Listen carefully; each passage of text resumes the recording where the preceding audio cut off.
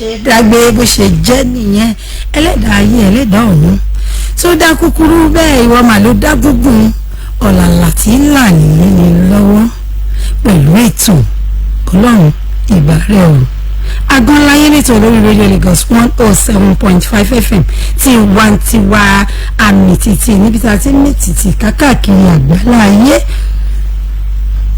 Ẹ má gbàgbé wípé gẹ́gẹ́ bí orúkọ ètò yìí ọ̀pọ̀lọpọ̀ máa béèrè kí Agbọ́nláyé mú àjùmọ̀ṣe ní ayé tá a jọ wà yìí bí mo ṣe nílò yín lẹ ṣe nílò mi bọ́kùnrin ṣe nílò obìnrin bẹ́ẹ̀ lóbìnrin nílò ọkùnrin kúkúrú nílò gíga gíga nílò kúkúrú ọmọdé nílò àgbààgbà nílò ọmọdé bẹ́ẹ̀ wọ́n ní pé olówó ó nílò ọlọ́rọ̀ nílò olówó àwọn mẹ̀kúnnù gan ayé rẹ̀ ní gbogbo wa wá torí pé ká fọwọ́ wẹ̀wọ́ báyìí lọ́wọ́ fi ń mọ́ gbogbo wa pátápátá la nílò ara wa nídìí kan tàbí kejì kí gbogbo ẹ̀kú fi lè dùn kó lè dán kó lè dáa. Ẹ wò ó a tún ti tẹ́ pẹpẹ ètò àlejò mi ti wà ní kàlẹ̀ ṣùgbọ́n kó tó di pé ẹ máa gbọ́ ọ̀rùn àlejò mi lórí ètò Àgbọ́nláyé jẹ́ kí n kọ́kọ́ lókè lọ́nà. Àgbọ́nláyé ilé ayé yìí kò ṣe dágbé. Àgbọ́nláyé ká fọwọ́sowọ́pọ̀ ló tọ́. Àgbọ́nláyé ilé ayé yìí kò ṣe dágbé.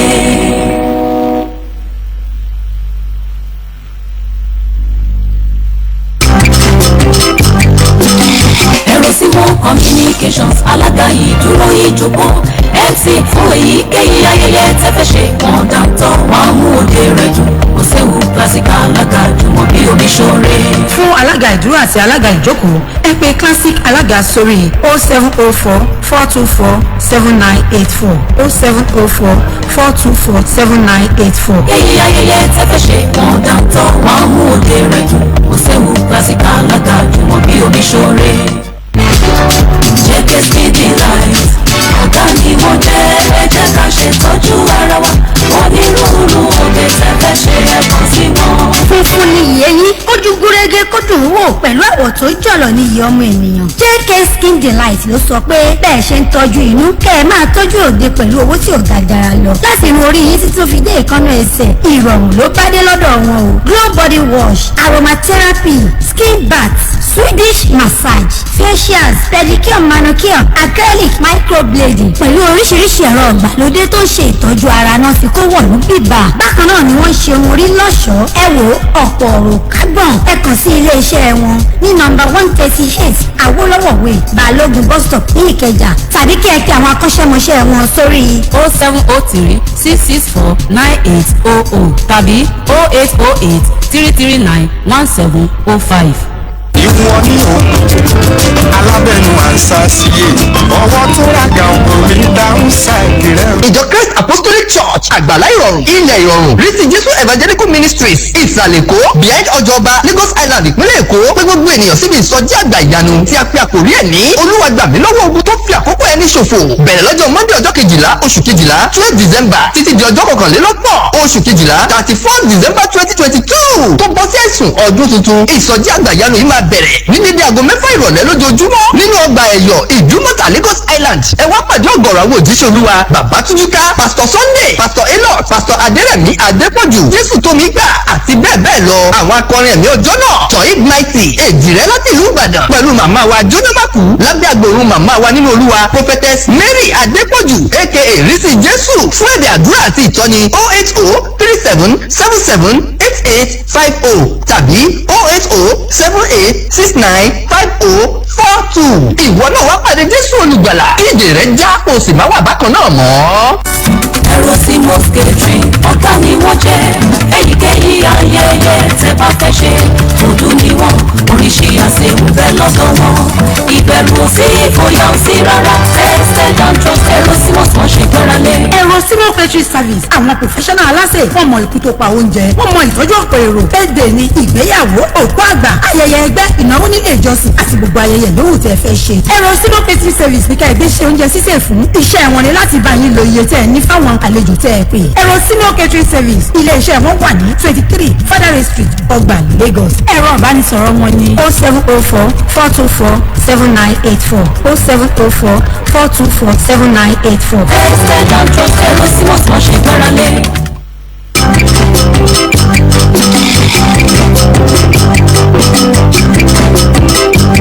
Vivid imagination, you may be like of our generation. Ọlọ́mọkùnrin àtọmọbìnrin tó ń ṣoge, tí ó gba ìgbọ̀dọ̀ imagination, ìmúra rẹ̀ ló rẹ̀ yé.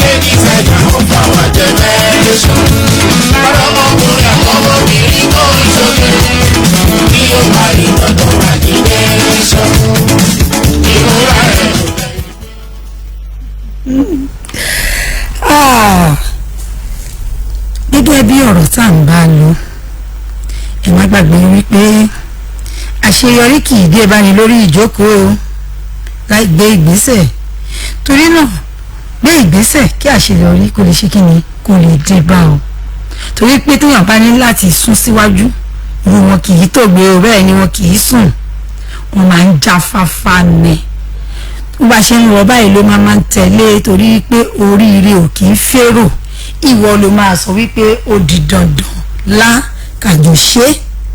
Ìwọ tó o fẹ́ ṣàṣeyọrí o ò ní láti jókòó rẹpẹtẹ kó o máa wá rò pé wọ́n ń gbé bọ̀, kí ìwọ náà ṣe kí ni kò máa já mọ́ra ni lọ́tún lọ́sì kò bá lè ṣe àṣeyọrí, torí pé àṣeyọrí ìlú abẹ́ wọn ni wàá mú bẹ́ẹ̀ lórí ìjókòó fúnra rẹ̀ ni wàá jára ẹ̀ ni wàá ti jára ẹ̀ ìyẹn náà ni àwọn èèyàn náà máa já ẹ̀ tán pé ìyá wọn gbé ẹ̀ débẹ̀ ibi ló ti ń ṣẹlẹ̀. Ẹ jẹ́ kí n sáré máa sọ fún yín pé Hope Rising Furniture tí wọ́n wà ní +126 Olúwaṣẹ́gun Òṣùbà ní Àyìndé bus stop Ìjú Ìṣàgá Agége lẹ́kọ̀ọ́, bẹ́ẹ̀ ni wọ́n tún wà ní Solomon bus stop ní Ìjókòó road Ìtòkì Ògùn state. Ẹ sáré fi rọ́ọ̀ṣì kan nọ́mbà wọn sílẹ̀ torí promo ń lọ wá láwọn pé December la wà yìí 0705 707 2595 0705 707 2595. gbogbo àgánulé yín ní bẹ́ẹ̀ni gbogbo nǹkan láti ṣe lẹ́lẹ́ṣọ̀ ẹ lọ bá àwọn ìbàjẹ́ tí kitchen cabinet gbogbo ẹ̀ wọ́n wá ń ṣe promo lọ́wọ́ báyìí tẹ́ ẹ bá ṣe pè wọ́n ẹ tètè jẹ fáàgì sẹ́ńgbà. bẹ́ẹ̀ ni the wiz gadget ní kí n sọ fún yín pé wọ́n ń ta fóònù wọ́n ń ta láptọ̀pù wọ́n ń ṣe swapping ẹ̀ bá fẹ́ ti nìkan tẹ́lẹ̀ ẹ fẹ́ fi gbà mí ẹ fẹ́ upgrade ní gbogbo ẹ̀ ló gbájúrò. àwọn wà ní number 5 Kodesha street computer village ní Ìkẹjà.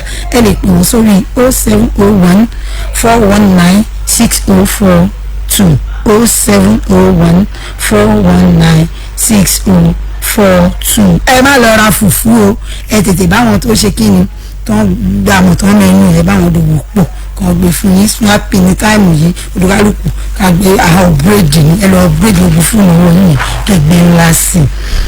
Assalamu alaikum wa rahmatullahi wa barakatuh. Ìjọ Mọ̀ríkà sí Nuru Àdìdáàdì ń pe gbogbo ènìyàn tí wọ́n ti fi hàn pé pátápátá wípé ẹ má gbàgbé o Sátidé àti Sunday yìí ní ohun ọ̀lúdìnà bí wọn tó máa wáyé ní December 17 and 18 nínú ìjọ wọn tó wà ní Ìgbórè Tẹ̀dó Street Ìtòkì Ògùn State. Muhammadu Juma Muhammad Idowu Alágbẹ̀dẹ olùgbàlejò wọn retí gbogbo yín ẹ má gbàgbé o. Kejì o, ìlú Florida, gọ́dí ìlú.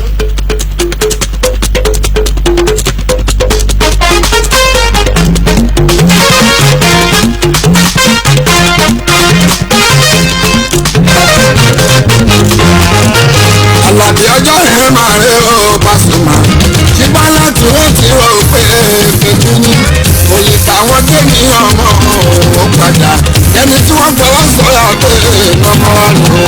Àlàbí ọjọ́ yẹn máa rí o Pasuma, ṣùgbọ́n láti wọ́n ti rò pé kejì ní òye táwọn dé ní ọmọ òun padà ẹni táyé fọwọ́ sọ̀rọ̀ pé ọmọ wa ní.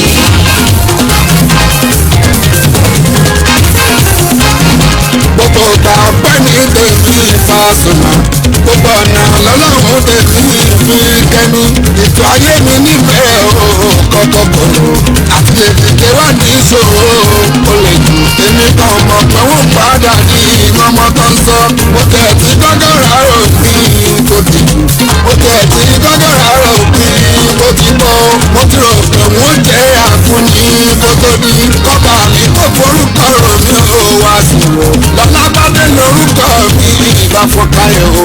Alábí ọjọ́ yẹn máa ń lọ. Alábí ọjọ́ yẹn máa lè bá bá a sí i. Ìgbẹ́ kìíní kò lè bá wọn lọ. Àwọn jẹ́ mi ọ̀rọ̀ dàgbà. Wọ́n sọ̀rọ̀ àti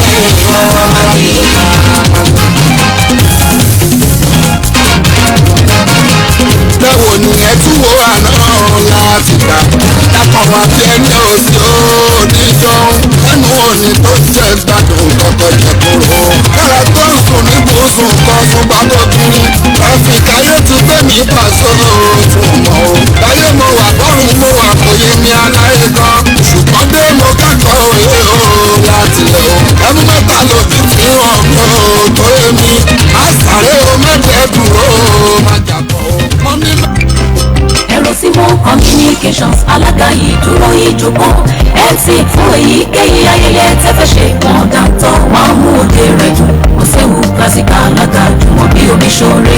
fún alága ìdúró àti alága ìjókòó ẹ pè classic alága sórí 0704 424 7984 0704 424 7984. èyí ayẹyẹ tẹ́fẹ́ ṣe wọn dáńtọ́ wọn mú òde rẹ̀ dùn kò séwu classical alága jùmọ̀ bí omi ṣoore. JK Skin Delight ọ̀gá ni wọ́n jẹ́ ká ṣe tọ́jú ara wa onírúurú òkè tẹ́fẹ́ ṣe ẹ̀kọ́ sí wọn. funfun ni ìyẹyìn kójú gúrégé kó dùn ún wò pẹ̀lú àwọ̀ tó jọ̀lọ̀ ní iye ọmọ ènìyàn. JK Skin Delight ló sọ pé bẹ́ẹ̀ ṣe ń tọ́jú inú kẹ́ ẹ máa tọ́jú òde pẹ̀lú owó tí ò ga jara lọ. láti irun orí yín títí tó fi dé ìkànnà ẹsẹ̀ ìrọ̀rùn ló bá dé lọ́dọ̀ wọn o. glow body wash aromatherapy skin bath Swedish massage facials pedicure manicure acrylic microblading pẹ̀lú oríṣiríṣi ẹ̀rọ ìgbàlódé tó ń ṣe ìtọ́jú ara náà fi kó wọ̀lú bíbà. bákan náà ni wọ́n ṣe ohun orí lọ́ṣọ̀ọ́ ẹ wò ọ̀pọ̀ ọ̀rọ̀ kágbọ̀n ẹ kàn sí ilé iṣẹ́ wọn ní nọ́mbà 138 Awólọ́wọ̀ way Balógun bus stop ní Ìkẹjà tàbí kí ẹ pe àwọn akọ́ṣẹ́mọṣẹ́ wọn sórí 0703 664 9800 tàbí 0808 339 1705. Erosimo catering ọ̀gá ni wọ́n jẹ́ èyíkéyìí ayẹyẹ tẹ́ bá fẹ́ ṣe òdu ni wọ́n oríṣi àṣewò bẹ́ẹ̀ lọ́dọ̀ wọn ìbẹ̀rù ò sí ìfòyà ò sí rárá tested and trust Erosimo wọ́n ṣe gbára lé. Erosimo catering service àwọn professional aláṣẹ wọ́n mọ ikú tó pa oúnjẹ wọ́n mọ ìtọ́jú ọ̀pọ̀ èrò birthday ni ìgbéyàwó òkú àgbà ayẹyẹ ẹgbẹ́ ìnáwó nílé ìjọsìn àti gbogbo ayẹyẹ lóhùn tẹ́ fẹ́ ṣe. Erosimo catering service ní ká ẹgbẹ́ ṣe oúnjẹ sísè fún iṣẹ́ wọn ni láti bá yín lo iye tẹ́ ẹ ní fáwọn àlejò tẹ́ ẹ pè. Erosimo catering service ilé iṣẹ́ wọn wà ní 23 Fadare Street Ọgbà Lagos. ẹ̀rọ ìbánisọ̀rọ̀ wọn ni 0704 424 7984 0704 424 7984. tested and trust Erosimo wọ́n ṣe gbára lé.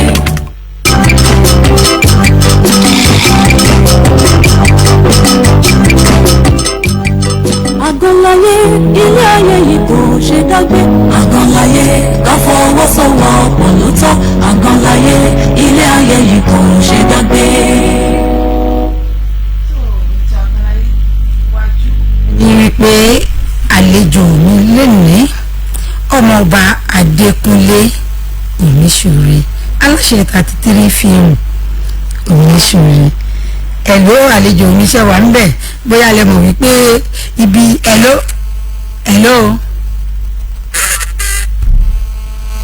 ẹ wà bí báyìí.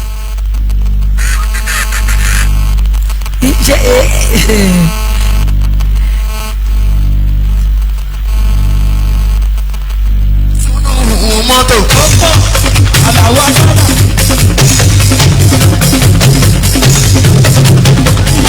Bẹ́ẹ̀rà ó ṣe ọlọ́run ògbójú mi jẹ́. Obìnrin mi sọ̀tà lẹ́nu o. Obìnrin mi sọ̀tà lẹ́nu o. Ó ṣe ọlọ́wọ́ ọba aláwọ̀ tí wá gbàdúrà. Ó gbàdúrà mi ohun tó wù mí lè mí jẹ. Ọmọ ọ̀gá tó wù mí lè mí wọ̀. Ìsáyà tó wù mí lè mí wọ̀. Àpò tó fún mi lè mi ó lò ẹgbọ́n wọ́n ní wọ́n wá rántí gbogbo àwọn tó. bóyá ẹ káàsán o. ẹ káàsán o. ẹ kí àwọn ará ilé ẹ sọ orúkọ yín fún wọn ní kókó. kí ara lé orúkọ mi ni ọmọọba Ọlákúnlé Adéyẹmí Omíṣọ̀rẹ́. ẹ̀yin tèmi nílé ẹ̀ ní bínú lè ní ni o ẹnu géètì iléeṣẹ́ wa náà wà o àti wọnú ilé tírélà kan ló dí wọn lọ́wọ́. ta ni ọmọọba Adékúnlé ẹ sọ fún àwọn ará nìkan gbọ́. ọmọọba Ọlákúnlé Adéyẹmí èmi ni olùdarí 33 films ilé orí ìtàgé adarí orí ìtàgé ni mí adẹ̀túnláwò pẹ́pẹ́pẹ́ náà ta tún mú sí lẹ́gbẹ̀ẹ́gbẹ̀. báwo lẹ ṣe rin ìrìn àjò yín tẹ̀fi débi eré orí ìtàgé. èmi náà mọ mo dédé bára mi ń bẹ̀ ni o. ẹ ṣe máa dédé bára yín ń bẹ̀ nígbà tí ṣe pé bóyá ẹ̀ ń lọ lọ́sọ̀ọ̀sán làwọn ọlọ́pàá wa kó yín pé wọ́n mú yín fún wọ́n dì ó máa níbẹ̀ ṣe máa bára yín bẹ̀. mo ní láníyàn àti jẹ́ actor láti ilẹ̀ àti máa ń ṣe láti primary school secondary school níyàn wa ni kọ́ máa rí wa lórí amóhùnmáwòrán kọ́ máa rí wa ní sinimá nígbà tó dẹ̀ ká sí kù a mọ̀ pé kò sí ní distraction fún wa a darapọ̀ máwọn ẹgbẹ́ kan wọ́n fọ̀nà bàṣẹ máa rìn ọ̀wà láti ìgbà yẹn lọ àdé wẹ̀yìn wọ̀ ọlọ́run òde fi wálẹ̀. ó dẹ̀ ń lọ bẹ́ẹ̀ ó dẹ̀ ń dùn ó ń dán ọ̀pọ̀ èèyàn ló. kò sí bó ti wá dùn ó ń dán náà èyí tó máa jù kò sí bí ọ̀nà ti bẹ́ẹ̀ fún un tó dúdú díẹ̀ díẹ̀ máa wà bẹ́ẹ̀. torí nígbà tó sọ pé láti gbẹ̀yìn náà lọ onímọ̀fẹ́ sọ pé ọ̀pọ̀lọpọ̀ náà ló wù ní èròǹgbà wọn tó lọ nǹkan tẹ́yìn náà ń ṣe yìí látìgbà tí wọ́n wà ní kékeré ṣùgbọ́n ẹlòmíì títí dì sí yìí kò tí ì jà sójú ẹ̀ kódà ẹlòmíì gan ẹ bá a nínú iṣẹ́ eré ṣíṣe ni táwọn ọ̀rẹ́ tí ìmọ̀ tó báyìí. lótú nǹkan tó dà òkè bẹ́ẹ̀ kọ́ ṣe wù èèyàn ni ò ní faralẹ̀ kò sí kẹ́kẹ́ yàn ṣe pé ò ní challenge ìfẹ́ ó jẹ́ ní ìlú náà lẹ́fẹ̀ẹ́ lọ ní challenge ìfẹ́ ẹ̀fẹ́ kọ́ṣẹ́ ọwọ́ oní challenge ìfẹ́ ní tó wọ́n mọ́ olóyún tá a dúpẹ́ ń gbólóyún ètò sẹ́ẹ̀tì rẹ̀ nígbà oṣù mẹ́fẹ̀ẹ́ náà ó ní challenge ìfẹ́ náà. ṣé ẹ ti wá wọnú ọgbà wa báyìí. mo ti wọnú ọgbà yín. ẹ ti páàkì mọ́tò yín. mi ò tí ì páàkì mo ṣe sọ pé ọ̀kọ́kọ́ júwe ní tọ́jú. bẹ́ẹ̀ ṣe wọnú ọgbà wa yẹn yàsápọ̀ọ̀sì kẹ bá ti páàkì bẹ́ẹ̀ ṣe ń bá mi sọ̀rọ̀ náà kẹ́ ṣe máa sọ̀rọ̀ kẹ́ dẹ̀ máa bọ̀ nínú ilé kẹ́ máa bọ̀ ní rédíò house kẹ́ máa ní ẹ̀yin rẹ̀ ń ṣe interview lọ́wọ́lọ́wọ́ o nǹkan tí traffic èkó sọ wáyé nìyẹn o. all right. ó yá ẹ máa bá ọ̀rọ̀ yín lọ. bí mo ṣe sọ gbogbo ìgbésẹ̀ tí ọba gbé lọ inú bá ní challenge èèyàn sùn ló gbé wọn challenge nínú orí ara ẹ̀. ẹni challenge àtẹ̀ntó ní challenge àtẹ̀ntó ní mọ̀lẹ́ tẹ́ gbogbo wa náà la máa ń ní challenge ṣùgbọ́n báwo lẹ́yìn ṣe tí yín sí àwọn challenges yín ṣe padà wá di ọ̀la. pẹ̀lú àdúrà pẹ̀lú orí ọ̀fẹ́ àwọn èèyàn tó nífẹ̀ẹ́ wa tó fọ̀ wá lápá tó pọ̀ wá tó nífẹ̀ẹ́ wa ní ìkànnì. because kò sí bí tẹ kò sí ní tó tẹ bẹ́ẹ̀ lọ ẹ máa ní ẹ̀fà kan ẹ máa ní ẹ̀yọ̀kan tó ní bá ọmọkùnrin wà wù jájọ ìrìn àjò. ṣé ẹ mọ̀ wípé kókó ètò yìí gangan tó ń pè lágan láyé nìyẹn pé ilé ayé ò ṣe é dá gbé bẹ́ẹ̀ ni ò ṣe é dá ṣe ó di dandan kẹ́nìkan fọwọ́ kọ́ ẹ lọ́wọ́ sókè ọmọ ọba tó bá wá jẹ́ wípé ẹ̀ ní bínú ǹjẹ́ ta ni ẹni náà tó jẹ́ wípé tẹ́ ẹ bá rò lọ síwájú tẹ́ ẹ bá ní ọ̀pẹ̀lọpẹ̀ ọlọ́ọ̀pẹ̀lọpẹ̀ ìlágbájá. wọ́n pọ̀ wọ́n bí n bá lè ní fẹ́ ṣẹ̀yàn lórí eré ní omi lè rántí wọ́n sọ bíbélì ìyá ó dárúkọ yẹn kò dárúkọ mi. tó mo lè má lè rántí orúkọ wọn tó ń sọ mi ò dá nǹkan kan ju pé àwọn kan wà tọ́lọ́ ń lò fún mi bá a ṣe dé náà ní pé ìwà ẹ̀wù wà yájọ rìn máwọ̀rì yájọ rìn àjò ẹ̀dẹ̀ ti jọ́ rìn pọ̀ ẹlòmí àdé stage kan ní òun ò lè rìn àjò mọ́ pẹ̀lú wa ajá wa jù bẹ́ẹ̀ ẹlòmí àti náwó bọ́ wa. àwọn kan wá àwọn kan lọ àwọn kan rí wa tó bá ti ṣèrànlọ́wọ́ di àwọn pé ọkùnrin bó ṣe ń lọ wọn ní rí wa mò náà máa rí o wọn ajá wa jù bẹ́ẹ̀ ẹlòmí àtúgbé wọn. bí mo ṣe ń sọ mo ti wà níwájú rédíò Lagos gangan báyìí àmọ́ lóde ní àmọ́ àríwí páàkì. ẹ wọ àníkẹ́ páàkì ẹ yàsápò òsì. mo ti yàtọ̀ páàkì àní mo wà níwájú Lagos rédíò Lagos FM báyìí. ẹ bọ́lẹ̀ kẹ wọlé ẹ páàkì ẹ bọ́lẹ̀ kẹ wọlé. mo ń bọ̀ kí mọ́tò ìtẹ̀ kú ọ̀wájú mi ò ní láti rí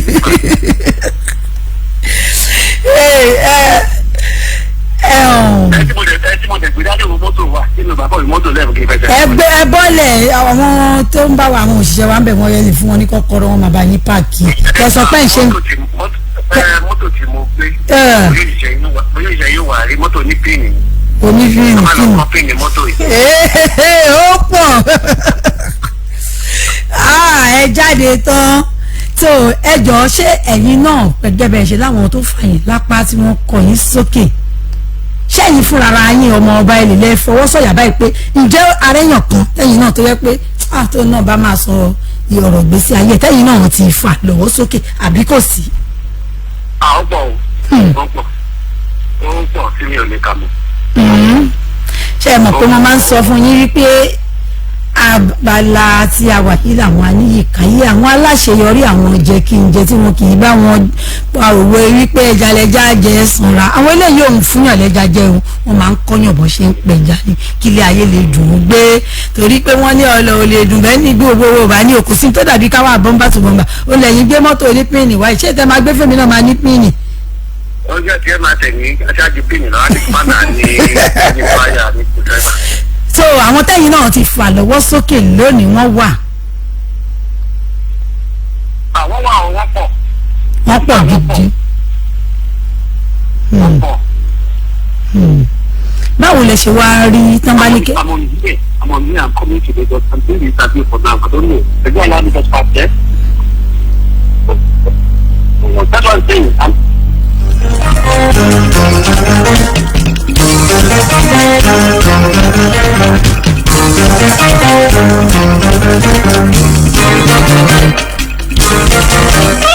Èyí máa fi sóore rẹ̀.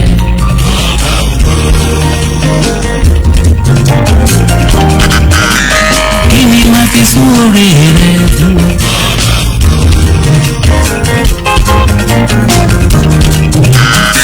Èyí máa fi sóore rẹ̀.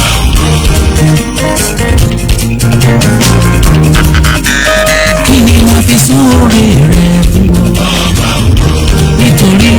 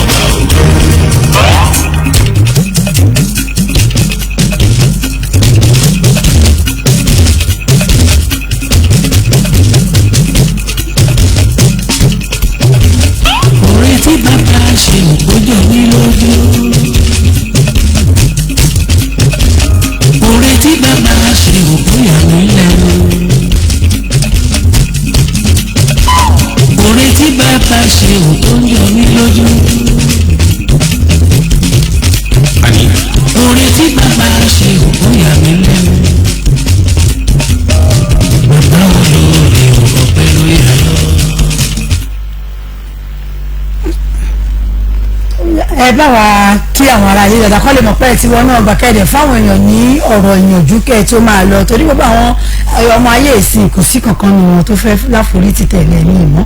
ok orúkọ mi ni Ọlákúnlé Adéyẹmí ọmọọba Omiṣore ìyànjú tí máa gba àwọn tó ní tán aspire tó ní interest àti jẹ́ olóṣèré orí ìtàgé àbí olókìkí báyìí ni pé kọ́ ní sùúrù kọ́ dẹ̀ máa gbàdúrà kọ́ dẹ̀ ní tẹríba. tí a ní rí jù báyìí lọ lórí ètò Àgànláyé lọ́sẹ̀ yìí ìyókù tún di ní ọjọ́ mẹ́jọ lórí ètò Àgànláyé tá a máa tẹ̀síwájú ẹ má bínú gbogbo ẹ̀yin ará ilé tráfíkì ní o ló fi jẹ́ wípé orí fóònù láti ṣe ìntàvíù wa wọ́n ní pé ẹni tó bá máa pè mú sí àfẹ́ yìí títa lílo rẹ̀ là á kọlà gbogbo tó wọ́n ń ṣe náà tó bá fi máa yá gbogbo ẹ̀kú fi lè já kó lè dùn náà ní kí wọ́n akáṣe kí ni ká lè máa òbí tráfíkì tó láwọn tó yẹ kán máa lọ straight tán tó yà sápọ̀tù àwọn náà máa ń jẹ́ kí gbogbo ẹ̀kọ́ lọ́pọ̀ bí ẹsẹ̀ tẹ́lọ̀ báyìí so ó dàbọ̀ ó di lọ́jọ́ mẹ́jọ láti máa pàdé pẹ̀lú àkọ́tì ètò Àgànláyé. ọba tó gbẹnu adélé ọ̀ṣọ́gbó ọba aládé rà láfíà.